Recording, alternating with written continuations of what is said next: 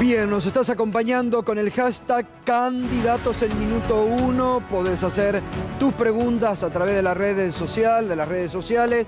Ya los saludo, Guillermo, buenas noches. Gracias por venir, ¿cómo anda? Un placer. ¿Todo bien? Gracias por la invitación. Por favor, un gustazo. Bueno, vamos a recordar cómo es el esquema con los candidatos. Enseguidita, Guillermo va a tener 2 minutos para decir por qué hay que votarlo a él en las próximas PASO. Después habrá 5 preguntas, es decir, una mía y los 4 compañeros que nos acompañan todas las noches en Minuto 1. Las preguntas también de ustedes a través del hashtag Candidatos en Minuto 1. 2 minutos libres para lo que quiere redondear al final y va a responder al final la pregunta que ayer le dejó Juan Grabois. Y él va a dejar una pregunta para Miriam Bregman, que es la próxima precandidata presidencial que viene el próximo jueves. Guillermo, 2 minutos a la cámara para que usted le diga por qué hay que votarlo a usted en las PASO. Mire, primero gracias por la invitación. ¿Por qué hay que votar un presidente peronista? Porque en este siglo los únicos que no fracasamos fuimos los peronistas. Fracasaron los liberales y fracasaron los neoliberales y radicales en el gobierno de la Alianza y posteriormente en el gobierno de Macri. En este gobierno fracasaron los progresistas. Los peronistas hicimos la década ganada, con presidente peronista y políticas económicas peronistas. Por lo tanto, lo único que resuelve los problemas de Hispanoamérica son las doctrinas nacidas de un seno de un pueblo extraordinario como el pueblo argentino. Y esa doctrina no son las doctrinas europeas, son las doctrinas nacidas en América. Y un pueblo extraordinario, un pueblo fantástico que generó una doctrina extraordinaria como la peronista. Por lo tanto, ¿qué necesita la Argentina? Un presidente peronista, con políticas económicas peronistas, que fue cuando el país creció, bajó la pobreza, la indigencia, le vendíamos al mundo más de lo que comprábamos, teníamos equilibrio fiscal, en fin, todo lo que fue la década ganada. Bien, le sobró tiempo, le sobró 53 segundos, pero bueno, vamos a aprovechar y vamos a retomar. ¿Qué política peronista sería la primera que usted aplicaría en caso de ser presidente? Bueno, tenemos que ser muy claros, y el peronismo cuando habla, habla claro. ¿Quién paga la deuda? Para este gobierno y para el anterior, la deuda la paga el pueblo. De hecho, Massa lo que acaba de hacer es meterse con la mesa de los argentinos, aumentó el maíz. Imagínense lo que está pasando con la carne en el día de hoy. Esto Cristina lo sabe muy bien, porque lo ha discutido conmigo infinidad de veces. A Massa le podemos dar el beneficio de la ignorancia. Un abogado no tiene por qué saber qué pasa cuando aumenta el maíz. Cristina no. Cristina lo hemos charlado hasta el cansancio. Por eso lo que se hacía en el gobierno peronista es cuidar el precio de la comida, no aumentarla es profeso, como lo hizo Macri y como lo acaba de hacer Massa. Entonces, ¿esto por qué lo hacen? Porque quieren generar los recursos bajando el nivel de consumo para honrar los compromisos de la deuda. ¿Qué dice el candidato peronista? Miren, muchachos, esta vez le toca a los socios de la Sociedad Rural Argentina. La de Florida y La Valle, la del predio de Palermo, no la Sociedad Rural de Morteros, ¿eh? ¿Cómo es técnicamente este procedimiento? Primero, una ley de arrendamientos rurales. La Argentina lo tuvo siempre, desde el grito de Alcorta, que se arma la Federación Agraria, hasta aquí siempre hubo ley de arrendamiento, lo que pasa es que no se aplica. Con la ley de arrendamiento, en la zona núcleo de la Pampa Húmeda, vos preservás el patrimonio de los productores, de los contratistas y de los trabajadores rurales, pero bajás rápidamente el precio de los alquileres. En la Pampa Húmeda, en la zona núcleo de la Pampa Húmeda, no priva el capitalismo moderno, priva el sistema feudal. ¿Cómo era el sistema feudal? El señor feudal le prestaba la tierra al siervo de la gleba y el siervo de la gleba le pagaba con la mitad de la producción. Eso es lo que pasa hoy, en la zona núcleo de la Pampa Húmeda. Cuando vos bajás el precio de los alquileres, le bajás el costo al productor. Por lo tanto, podés poner las retenciones donde corresponde. Cuando vos ponés las retenciones donde corresponde, te haces, en términos de Estado, entre 8.000 y 10.000 millones de dólares anuales. ¿Cómo se resuelve la renegociación con el fondo o con los inversores privados extranjeros? Poniendo plata arriba de la mesa. Con esas retenciones solamente para pagar la deuda. Contra esos fondos se da un bono. a los dueños de la tierra a 25 años, tasa de interés internacional, en moneda dura y comercializable en el mercado secundario, que les compensen lo que cobran hoy de alquiler con lo que van a cobrar después de la ley de arrendamiento. Pero también, como vas a poner las retenciones donde corresponde, bajás el precio de la comida. Bien. Andrés Lerner, primera pregunta al panel. Bueno, aprovecho que el candidato además es economista, así que le voy a hacer dos en una. La primera es qué piensa hacer con respecto al cepo cambiario en caso de que sea electo presidente. Y la segunda es, muchas veces se habla de sectores de la economía argentina en donde hay una concentración en manos de pocas empresas. Si piensa que eso es un problema y también qué haría con respecto a eso. Bueno, muy bien. El tema de la competencia es un concepto anglófilo, que lo utilizan los socialdemócratas y los neoliberales. Nosotros los justicialistas utilizamos el concepto de la solidaridad. Nosotros creemos en un esquema económico solidario. Por eso somos de principios y valores. El amor, la solidaridad, la justicia. La competencia para ordenar a los seres humanos en su conducta, eso se lo dejamos a los ingleses. Nosotros tenemos toda trayectoria grecorromana, por lo tanto, tiene que ser lo que conoces como Italia, lo que conoces como España, lo que conoces como el norte de África, lo que conoces como los pueblos originarios. De todo eso salió esta doctrina maravillosa. Por lo tanto, los que hablan de competencia como ordenador, dejáselo a los británicos, dejáselo a los ingleses. Claro. Nosotros, como lo hicimos en la década ganada, una economía solidaria. A eso queremos ir. Queremos ir en que la sociedad vuelva a reinar la comunidad, no la competencia donde el más apto destruye al otro. No la competencia donde vos aparentemente te ancás en tu individualismo. Por eso los que hablan de competencia siempre son los ingleses. Y ahí nació el neoliberalismo, ahí nació el liberalismo y ahí también nació la socialdemocracia. Todos antitéticos a una doctrina humanista y cristiana solidaria como el peronismo. Con respecto al cepo, vos lo que tenés que tener es equilibrio fiscal. Para vos tener equilibrio fiscal, tenés que tener superávit fiscal primario, como tuvimos. Porque con el excedente en pesos que vas a tener, recaudando más de lo que gastás, honrás los compromisos de la deuda con los transformas en dólares. Vos con equilibrio fiscal se termina el cepo. Porque, ¿qué pasaba en la década ganada? Kirchner compraba por mes 2 millones de dólares. Un día lo criticó Víctor Hugo. Dijo, Víctor Hugo, ¿cómo yo tengo la plata en blanco? ¿Qué problema tengo? Kirchner salvó el patrimonio de Santa Cruz sacando 645 millones de dólares afuera. Hoy lo fusilaría por traidor a la patria. ¿Quiénes lo fusilarían? Los que no entienden de economía. Los que entendemos de economía, cuando vos equilibrás el sector público y equilibrás el sector externo, esto significa que vas a tener una sólida balanza comercial porque vas a administrar tanto el comercio interior como el exterior.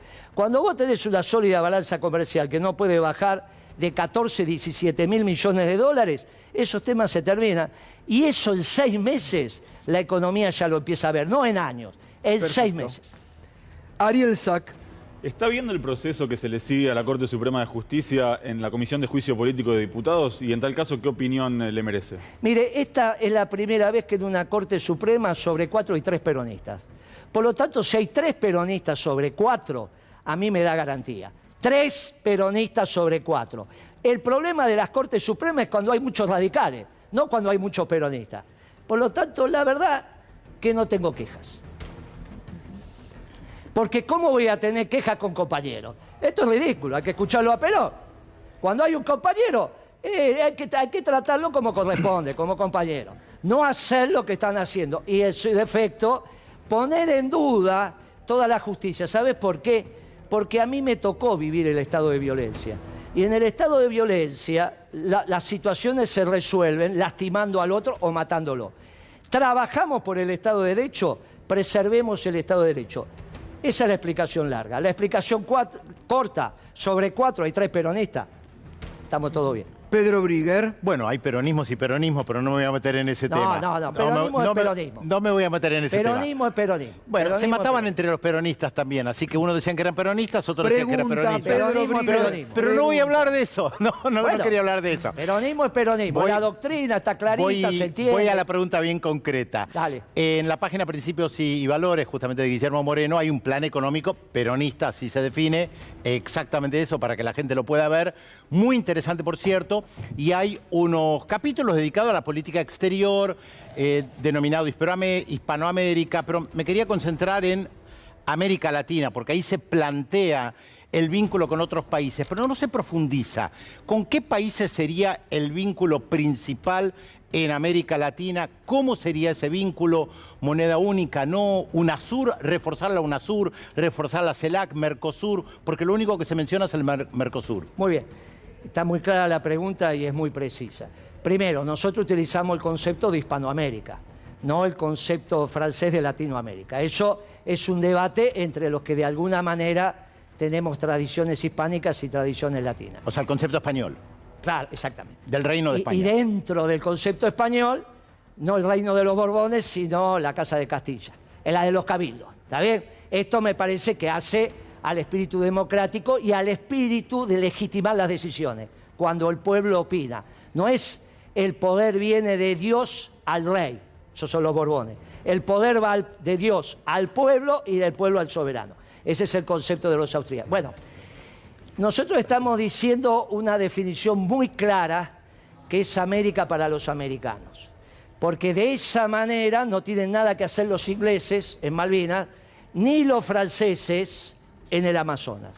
Por primera vez desde la gestación y el nacimiento de Brasil y Argentina, tenemos una mirada común sobre el Atlántico Sur. Es la primera vez. Vos sabés perfectamente que la vinculación histórica de Brasil es Portugal y es Inglaterra. De ahí que la gesta sanmartiniana se da entre San Martín y Bolívar rodeando a Brasil. Es la primera vez, a partir de las declaraciones de Macron, de que el Amazonas es un territorio demasiado importante para que sea soberanía de un solo país, es que los brasileños dicen vienen por nosotros. Nosotros ya tenemos el tema de los ingleses. Entonces, el ordenamiento de América para los americanos, que es la consigna del peronismo típica, garantiza que todos los países, potencias extranjeras, que no pertenezcan a América, fuera de nuestro territorio. Eso nos resuelve no solo Malvinas, sino, en algún momento se va a dar en el próximo quinquenio, el reparto de las Antártidas y la parte que le corresponde a América del Sur. Ahora, ¿cómo es nuestra inserción? El mundo por primera vez, desde la existencia del peronismo, no es antiperonista. Es la primera vez en 70 años que el mundo no es antiperonista. Terminada la globalización, se está discutiendo el nuevo orden internacional y ahí se discute el nacionalismo. Hay dos tipos de nacionalismo, la discusión de los pueblos frente a los globalizadores, las doctrinas nacionales, peronistas entre ellas, frente a los globalizadores. ¿Qué es lo que acontece?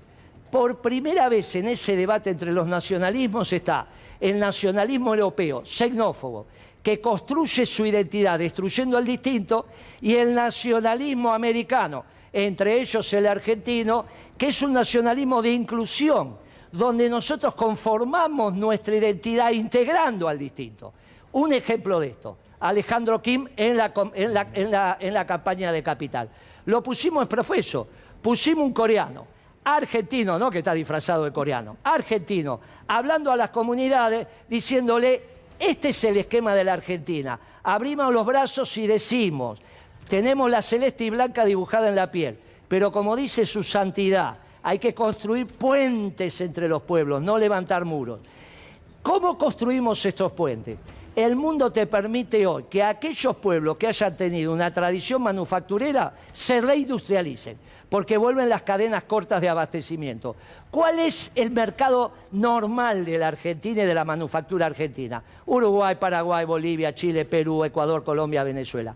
¿Con quién vamos en la gesta sanmartiniana? ¿Con quién vamos a competir en esos mercados? Con los brasileros. La diferencia es que tenemos la complementación de la misma mirada en términos de defensa estratégica sobre el Atlántico Sur. Esa fantasía de Brasil, de que ellos iban a administrar el Atlántico Sur y se sentaban en el Consejo de Seguridad, se terminó. Por lo tanto, lo que nos falta a nosotros es un plan de reindustrialización que lo planteamos en este plan económico. ¿Cómo generás de vuelta la reindustrialización de la Argentina? Haciendo costos en la matriz energética. Para el campo, el mayor costo es el alquiler de la tierra. Para la industria, ¿cuál es el mayor costo? La energía. Ahora, nosotros en la década ganada teníamos a 60 centavos de dólar el litro de gasoil. Y se puede volver a hacer. Mirá, vienen los economistas y te cuentan todos que hay que aumentar la electricidad, incluso este gobierno, y no te hacen costos. Yo le pregunto a ustedes, a este panel, ¿cuál es el costo del megawatt en la Argentina? No lo saben. ¿Sabe cuál es el último funcionario que hizo costos? Moreno. Bien. Rosario Ayerdi. Moreno, usted tiene muchas diferencias con este gobierno, también con la fórmula de Unión por la Patria, por eso se presenta por afuera.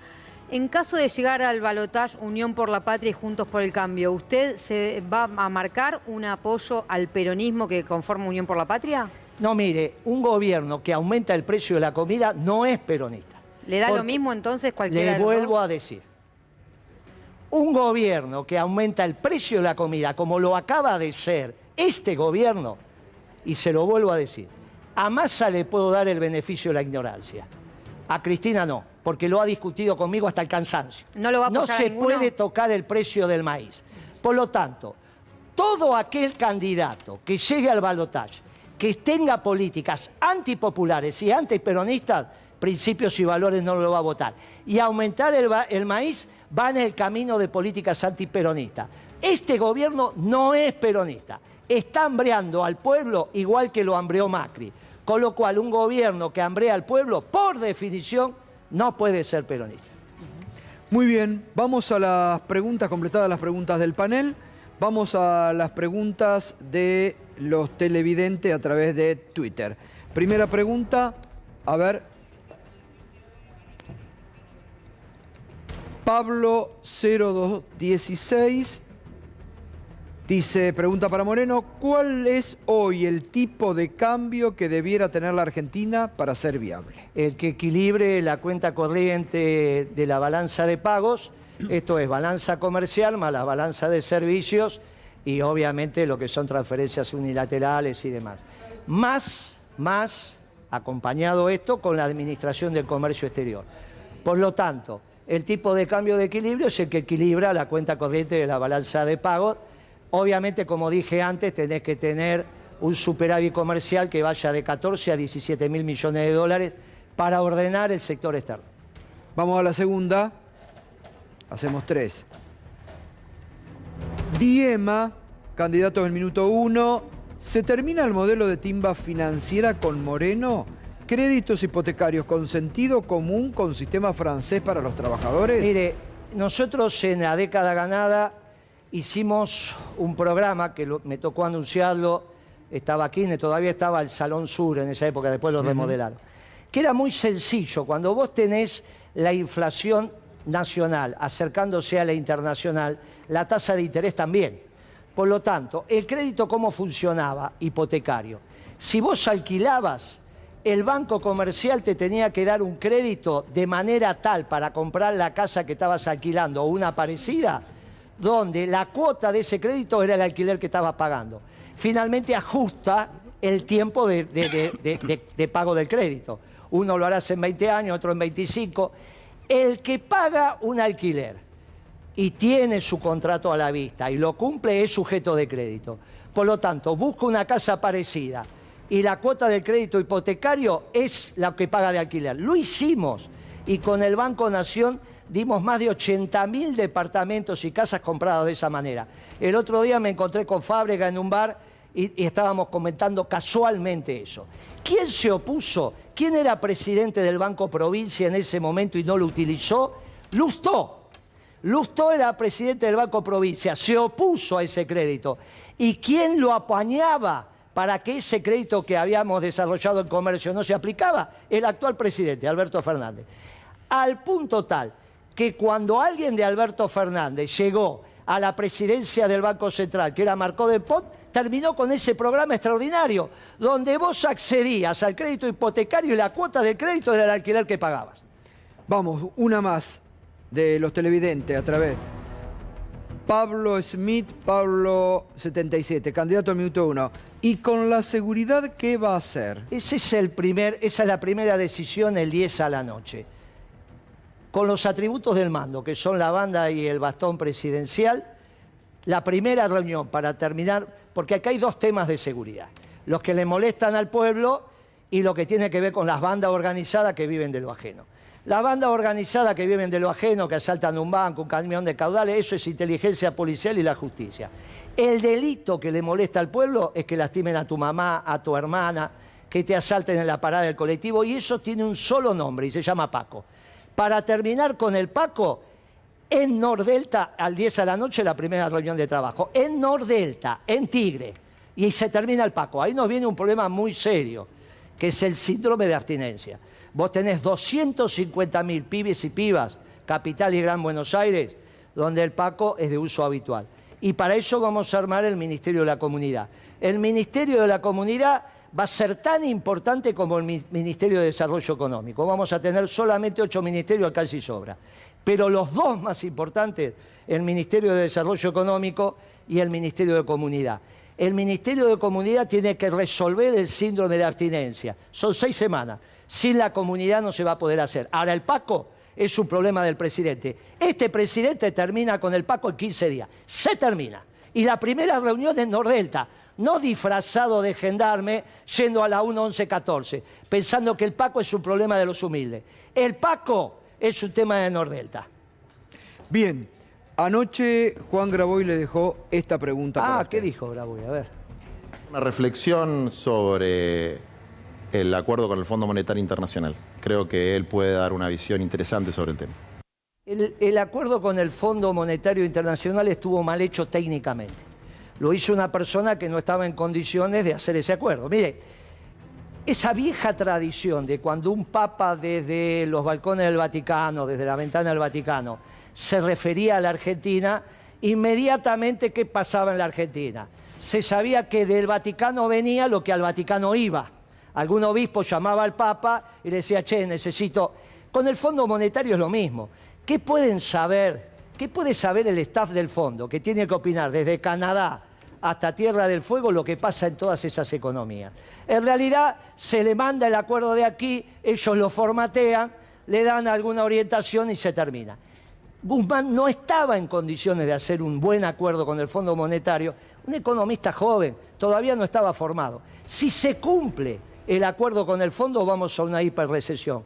Si no se cumple el acuerdo con el fondo, vamos a una hiperinflación. Obviamente que hay que renegociarlo. Ahora, para armar un buen contrato de mutuo, que es lo que estamos hablando en un acreedor y deudor, ¿cómo te pones de acuerdo con un acreedor? Poniendo plata arriba de la mesa. Bien, por eso la ley de arrendamientos rurales, por eso poner las retenciones donde tienen que estar y por eso ese fideicomiso con ese nivel de retenciones únicamente de asignación específica para pagar la deuda.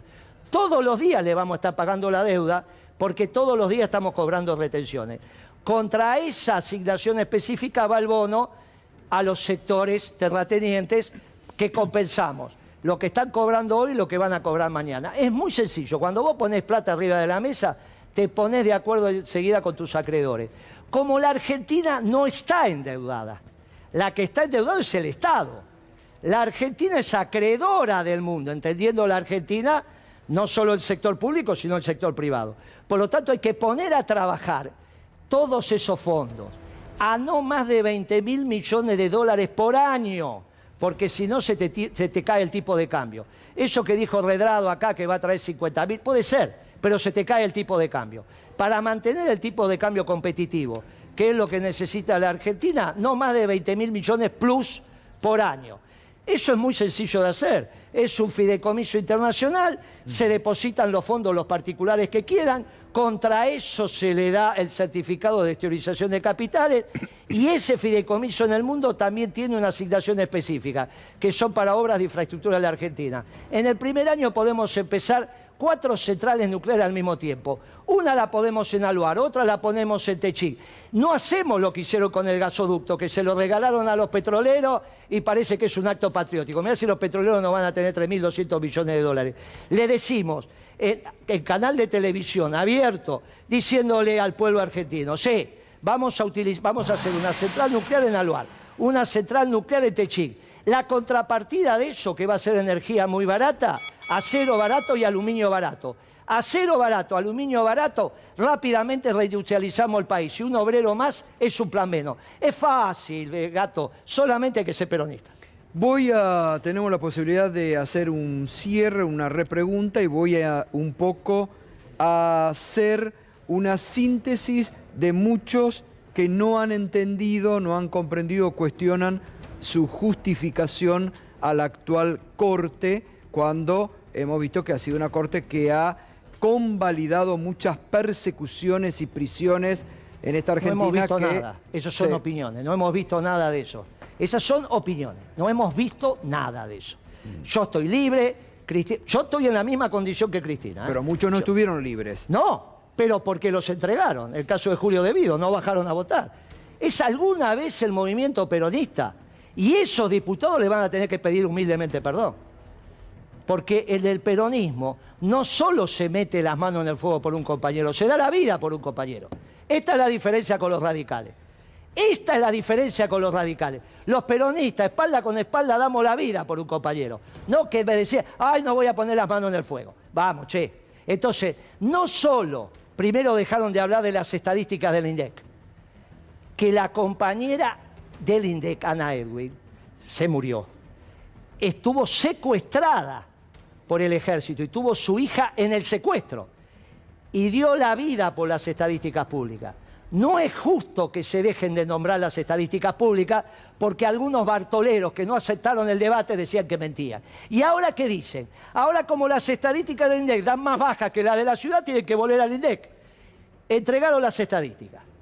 Después con los compañeros. Y finalmente las ideas. Y te dicen que votar a Massa. Mirá vos, estos jóvenes, qué orgullosos van a ser cuando tengan nietos. ¿Qué hiciste en el 2023 vos? Y voté a Massa, qué bárbaro. Entregaron también las ideas. ¿Qué tenemos que hacer? Encontrarnos todos los peronistas nuevamente en la doctrina. Por eso no es que hay peronistas y peronistas. Hay la doctrina peronista. Vamos a la doctrina peronista, que ahí están todas las soluciones. Bien, la pregunta que le deja usted a Miriam Bregman.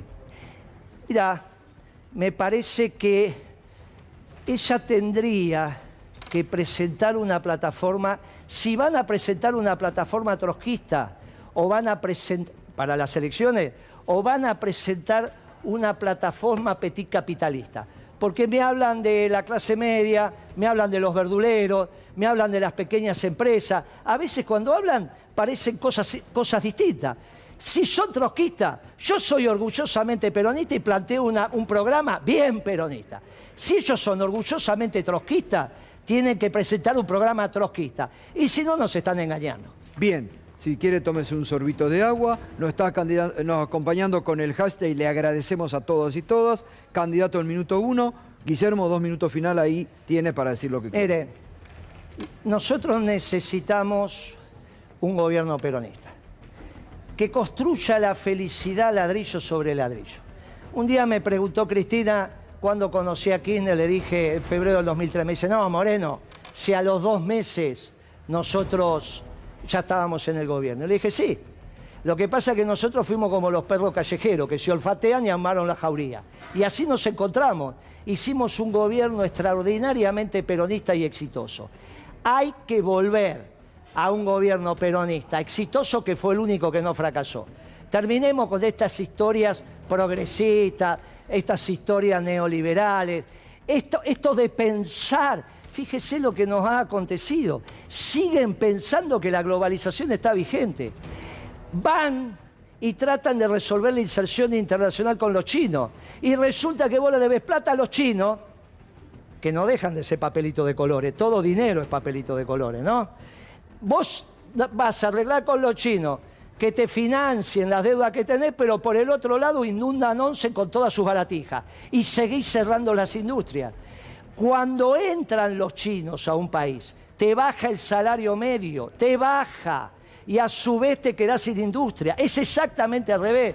Nosotros no le podemos vender más caño a los bolivianos porque se lo compran a los chinos. ¿Cómo vamos a permitir que en Hispanoamérica se instalen los chinos? Lo que se tiene que instalar en Hispanoamérica es la manufactura argentina nuevamente, que fue un orgullo de nuestro país. Nosotros tenemos que reindustrializar la Argentina. Los chinos que ocupen otros mercados si es que pueden. Estos mercados de Hispanoamérica tienen que ser discutidos con los brasileros. Nosotros planteamos la reindustrialización de la Argentina, el incremento del poder adquisitivo del salario vía la baja de los alimentos, no incremento de los alimentos como acaba de hacer Massa. Gracias, Guillermo. Casi le pegué justo. Pero justísimo, muy bien. Gracias. ¿Se sintió cómodo? Gracias muy bien. Muy Gracias, bien. Guillermo Gracias a Moreno, todos. candidatos en minuto 1, nuevo formato. Gracias a todos ustedes por... Salude, reparte, hace campaña también acá. Muy bien, muy bien. Bueno, con vos me cuesta más. Se lo sacaste al gato. No, pero es que con él me cuesta más. Acá por ahí consigo. Candidatos Ya lo leí, por en supuesto. minuto Hice los 1. deberes. Está más fácil que con él. Pero este también lo voy a terminar convenciendo hoy en día. Ya. Hasta luego. Candidatos en minuto 1. Segunda noche. Anoche Juan Graboy. Hoy pasó Guillermo Moreno. Todos y todas invitados. Le ha dejado la pregunta para Miriam Bregman, precandidato de la Frente de Izquierda, que el próximo